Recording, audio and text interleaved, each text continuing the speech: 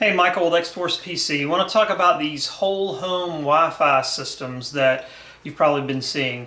And you might wonder, are those things any good or not? So let's kind of talk about that. So let's say this is a top-down view of our house. And let's say the router is, like right here.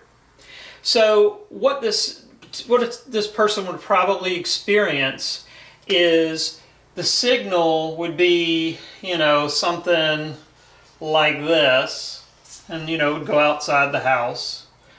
Okay, so in other words, to use Wi-Fi in this particular house, we've got our access points sort of over to one side of the house a bit. If you were over, let's say here or here or here, you wouldn't get any signal. Now, up until recently, what most people would end up doing is putting in a Wi-Fi range extender.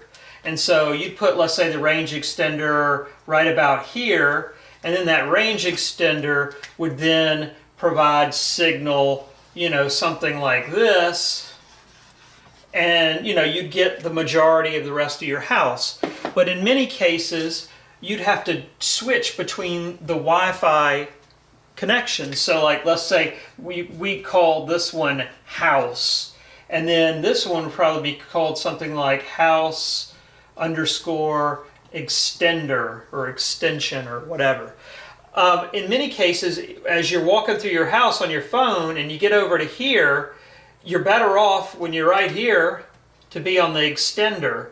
But typically, your wireless device won't let go of this weak signal until it totally loses it. So you have to manually, in many cases, switch from the house Wi-Fi over to the house extender that you've purchased. And then, of course, these things don't always work that well. But that's been the way in the past to extend Wi-Fi throughout your house. And again, by manually switching between these two. And in many cases, even the communication between these two can be a bit clunky to configure. So next, we'll talk about how you can get around this and come up with a Wi-Fi system that really works well everywhere in your house.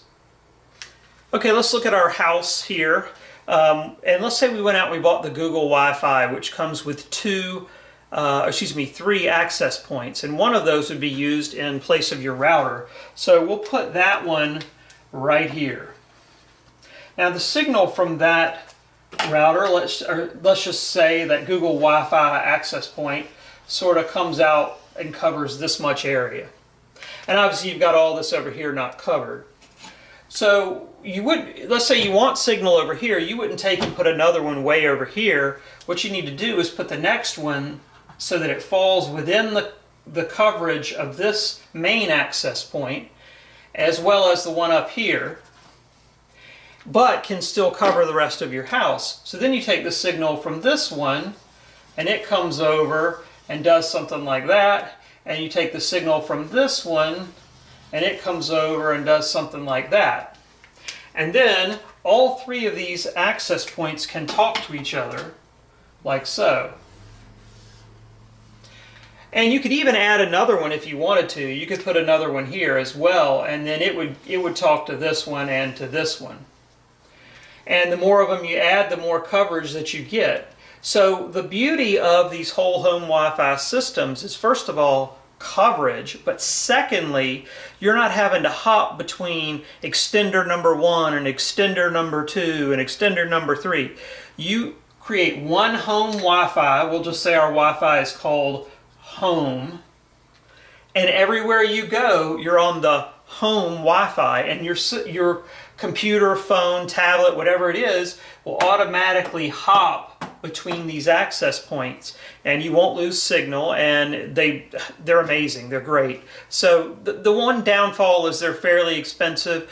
Probably the best one for the money right now is the Google Wi-Fi. I think you can get them for $250 to $300 for a pack of 3.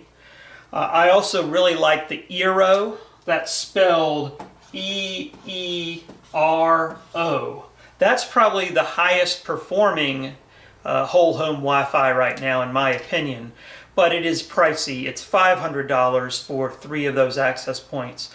For most people, the Google Wi-Fi, at least right now, this is May of 2018, is probably the best value. The Velop from Linksys is also a good one. It's a little more pricey. I don't like it quite as much as the Eero and the Google Wi-Fi. And then there's the Orbi, the Netgear Orbi. It's also a good one, but typically it comes packaged with just 2 access points. But I believe you can add a third, and in some cases they come with 3. Also, when you're looking at these whole home Wi-Fi systems, be aware that some of them sit on the table and have a power plug that plugs into the wall. But some of the access points actually plug into the power adapter, the power outlet on your wall, and can actually obscure the outlet right above it. And I'm not a big fan of those when they plug in and they just basically dominate the whole outlet. So watch out for that. I prefer the little access points that have a power adapter that plugs into the wall and then a little unit that can sit on a table, as opposed to one that plugs into the wall and just hangs there out of the outlet. And that is the case with the Google Wi-Fi is like that. It sits on the table.